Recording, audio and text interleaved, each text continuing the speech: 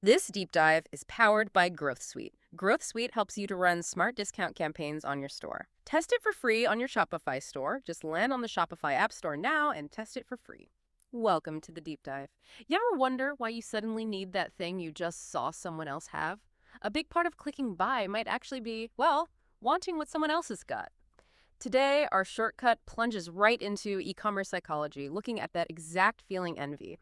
We're unpacking insights from an article called Leveraging Envy Through Aspiration Marketing by Mohammed Defekapan. So our mission today, to figure out how brands take that feeling we all know, ooh, I want that, and try, based on this source, to turn it into something positive for sales, for connection. And yeah, get ready for some surprises, like how there's actually a good kind of envy, why certain influencers just click, and crucially, why getting the ethics right is absolutely vital. It's a really interesting area, because it taps into something so human, how we constantly measure ourselves against others. And this article gives us a great framework for thinking about how that feeling, which, let's face it, we usually see as negative, can actually be maybe approached constructively, Yeah. at least in marketing. Okay, so let's dive straight in then. When we talk about envy in marketing, I mean, it sounds a bit, I don't know, dodgy. What are we really talking about here? Well, it can be dodgy, absolutely. And that's the key thing the source points out right away. There's a big difference. Think about it. You see someone, maybe online, maybe in person, with a cool new gadget or, wearing something amazing you admire, and you feel that little pang, that desire to have it too. That feeling can go in two totally different directions. First, there's what the article calls benign envy. Benign envy, okay. This is the positive side. It's less about being annoyed at the other person and more about seeing what they have as something you could potentially get to. It's that, wow, that's cool. I'm inspired maybe if I work hard. Or maybe I can save up for something similar kind of feeling. It actually motivates you. Action, effort, self-improvement. Ah, okay. So it's not, why do they have that? It's more like, hey, that's awesome. How could I get that? Exactly. It's aspirational, pulls you forward. But then there's the other kind, malicious envy. Right, the bad one. The really bad one from a brand perspective. This is where you feel resentment. You feel like it's unfair. It's just not right. They have that and I don't. It can even lead to wanting to, pull the other person down or devalue what they have. This is poison for a brand. So effective aspiration marketing, according to this source, it's all about triggering that benign, that positive aspirational envy, not the malicious kind. And there's real proof this works, right? The article talks about Emily in Paris, how featuring Chanel products made searches for the brand just explode. Like 289% increase. That's huge. It's the perfect example. It shows how linking a brand to a lifestyle that feels desirable, maybe even a bit glamorous, but somehow attainable, perhaps just by owning a small piece of it, like a lipstick or perfume, it can have a massive impact. People saw it, felt that benign envy, that aspiration, and acted on it. And the source brings up this idea, the envy premium here. Envy premium. Yeah, the idea that people are actually willing to pay more for things that signal status, or things that help them feel closer to that ideal version of themselves they aspire to be, the version they maybe see reflected in others. And this leads right into why influencers and even just peers are so persuasive. The article cites a stat: 70% of consumers trust recommendations from people they know or influencers way more than traditional ads. 70%. Wow. Yeah. Because when someone relatable, someone who feels a bit like you, has something you desire, that aspiration feels more concrete, more, possible. Okay, let's unpack this a bit more. What's actually going on in our heads? Why do we have this knee-jerk reaction, sometimes see something someone else has, and bam, suddenly we want it too? Is there like a science to it? Oh, absolutely. It's baked into our psychology. Yeah. There's this concept, social comparison theory. It's been around for a while. Basically, it says we humans, we can't help it. We naturally figure out where we stand by comparing ourselves to others, our abilities, opinions, even our stuff. And when we look at someone who seems, better off in some way, maybe they have a product we admire or live a lifestyle we envy, we're doing what's called upward comparison. Upward comparison. Okay. And that comparison, especially if it's with someone who feels kind of relatable or someone who embodies an ideal self we'd like to be, like a lot of influencers, right? They can directly spark that initial envy. And, crucially for marketers, it can drive the intention to buy. So our brain's just doing this compare and contrast thing automatically. Maybe we don't even notice it half the time. Often, yeah. It's pretty subconscious. And then the decision to actually buy, the process that follows that initial want, involves two key systems in our brain. Think Kahneman, thinking fast and slow. You've got system one, that's the fast lane, Intuitive, emotional, gut reaction. It's the immediate, whoa, I need that feeling. The impulse buy trigger. Exactly. Then you've got system two. That's the slower, more deliberate analytical part. It's the one that weighs the pros and cons, looks at the price, tries to justify the purchase logically. Do I really need it? Can I afford it? Good aspiration marketing. It hits both. It creates that strong emotional desire with system one appealing visuals or stories, and then it provides the info, the features, the proof that lets system two sign off on it. Think about those before and after ads. The after hits you emotionally. System one, I want that result. Yeah. The details about how it works give system two the justification it needs. Got it. So the heart wants it, and the head finds a reason to say yes. You nailed it. And neurologically, anticipating getting that desirable thing, that reward, that can trigger dopamine release, the brain's feel-good chemical linked to pleasure and motivation, and the initial emotional spark of envy itself. That involves areas like the amygdala, a key hub for our emotions. Okay, this is where it gets really interesting for me. Understanding the type of envy. Because it sounds like if you accidentally push the wrong button, you could do some serious damage. Oh, absolutely critical. We touched on it, but let's reinforce it. Yeah. Benign envy, that's the goal. It's marked by admiration, maybe even respect, for the person who has the thing. The focus is on self-improvement. How can I achieve something similar? It generates positive feelings, motivation. Brands tap into this with authentic stories, maybe from influencers who feel real, or campaigns that show a journey, a path the consumer feels they could actually follow, with the brand's help, of course. But what if that goal seems completely impossible, or the person showing it off seems totally unrelatable, like some perfect alien? That's the danger zone. That's when you risk tipping over into malicious envy. Now you're talking resentment, a feeling that is just not fair. It can make people feel inadequate, like they're somehow lacking because they don't have it. And the force is blunt here. It calls this type a brand killer. A brand killer? Yeah, because it creates these deeply negative feelings associated directly with your brand, your product, maybe even the people who use it. It destroys loyalty, poisons perception. It's the huge difference between making someone feel inspired and making them feel bad about themselves. And this isn't the same for everyone, right? The article mentions culture and demographics play a role. Hugely important factor. How different societies view success, showing off wealth, materialism, it varies a lot. Collectivist cultures might react very differently to overt displays of aspiration compared to more individualistic ones. Younger generations, like Gen Z, the source suggests they might be more drawn to aspirational values, experiences, or social impact, not just stuff. And obviously, income level is massive. What feels inspiring and achievable to one group might feel totally out of reach and, frankly, insulting to another, pushing benign envy straight into malicious territory. You have to know your audience. Okay, so knowing all that, how do brands actually walk this tightrope? How do they inspire that positive, benign envy effectively and, crucially, ethically? What are the strategies the source talks about? Right, the how-to. The source lays out several key tactics. Influencer marketing is a big one, naturally. Yeah. But here's a really interesting point it makes. Micro-influencers can often be more effective than the huge mega celebrities for this kind of marketing. Micro-influencers, why them specifically? Relatability. Yeah. Because they usually have smaller, more niche, but also more engaged audiences. They often feel more like a peer, someone who's maybe just a few steps ahead rather than a distant star. So when they recommend or use a product that fits an aspiration, it feels much more achievable to their followers. Hey, if they can do that, maybe I can too. But authenticity is key. The partnership has to feel genuine. The values need to align. It can't just be a blatant ad read. That makes total sense. It feels less like being sold to and more like getting a tip from someone you trust, someone whose success feels graspable. Exactly. Then there's storytelling and social proof. This is massive. Sharing real success stories. Think about Dove's Real Beauty campaign, right? It's not just about soap. It's about aspiring to self-acceptance, empowerment. That resonates deeply. User-generated content showing regular people enjoying your product. Powerful social proof. It screams, this is real. This works for people like me. And testimonials, especially when showing tangible improvements. They directly feed that desire for positive change. Okay, what about playing on that desire for something unique, something others don't have yet?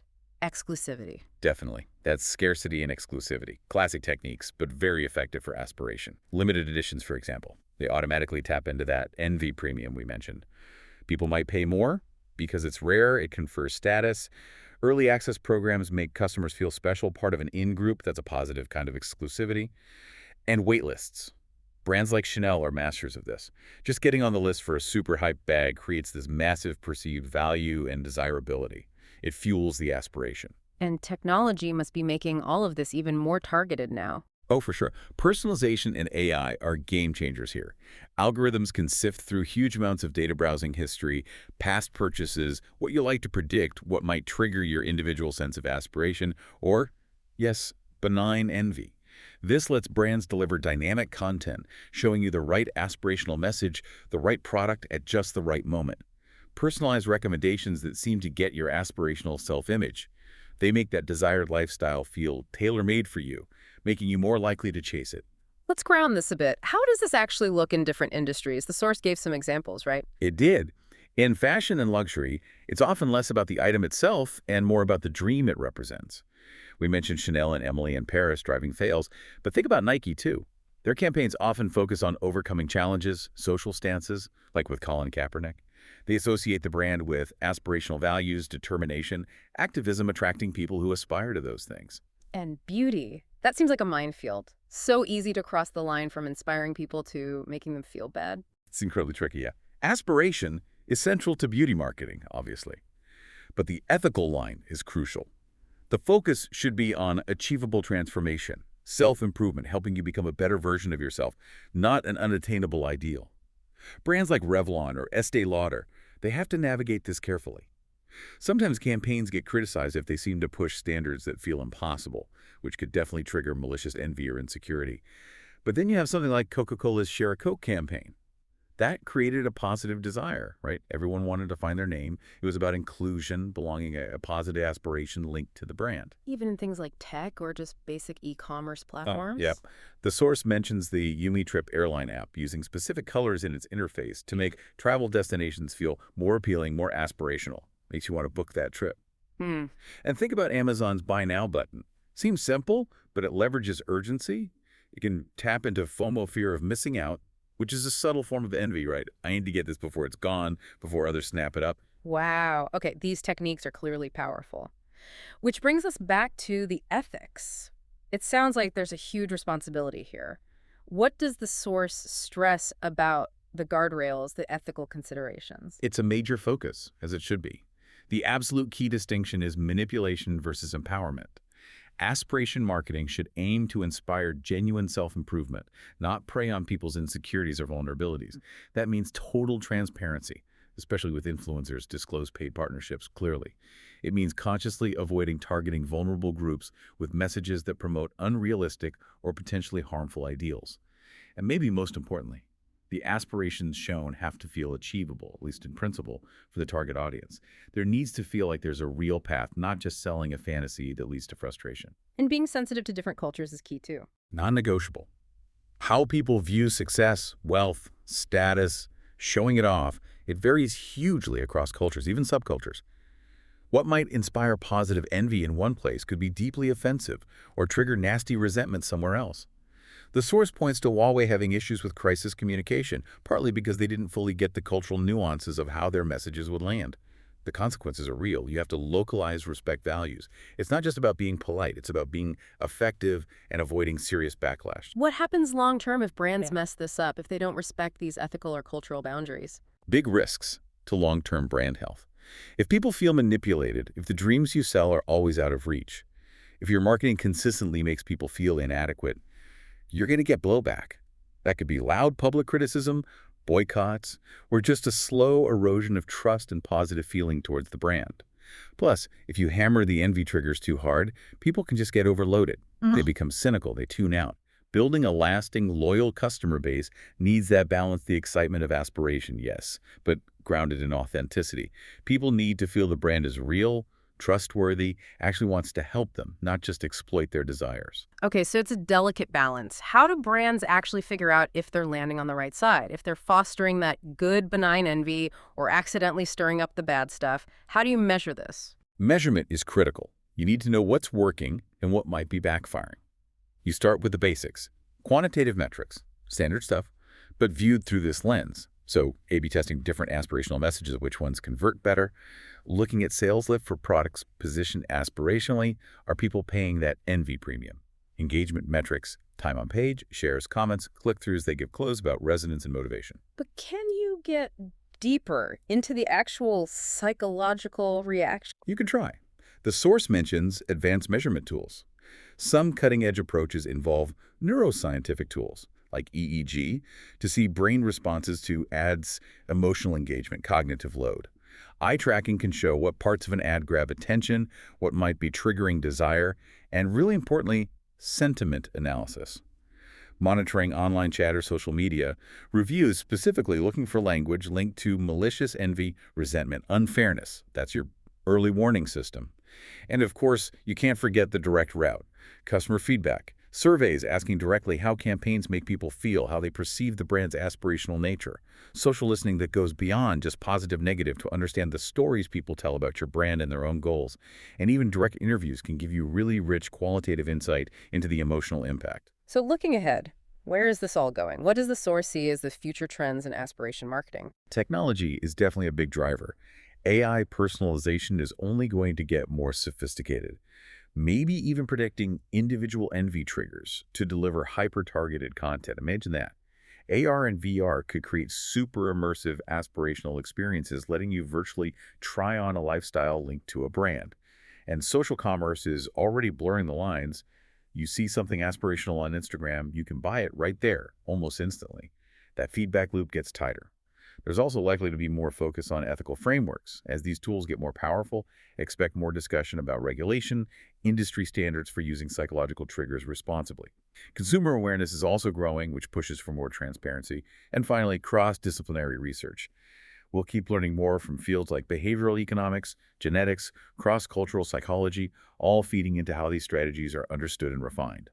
Okay, let's wrap this up. If you had to boil it down, what are the absolute core takeaways from this deep dive into envy and aspiration marketing? I think the main things are benign envy, the good kind, can be a powerful motivator for aspiration and buying. But malicious envy, seriously harmful, avoid at all costs. Success really seems to hinge on authenticity, using relatable people, maybe those micro-influencers, and telling stories where the goal feels genuinely achievable. You absolutely have to measure what you're doing, track sales, engagement, but also listen hard for negative sentiment. Use all the tools.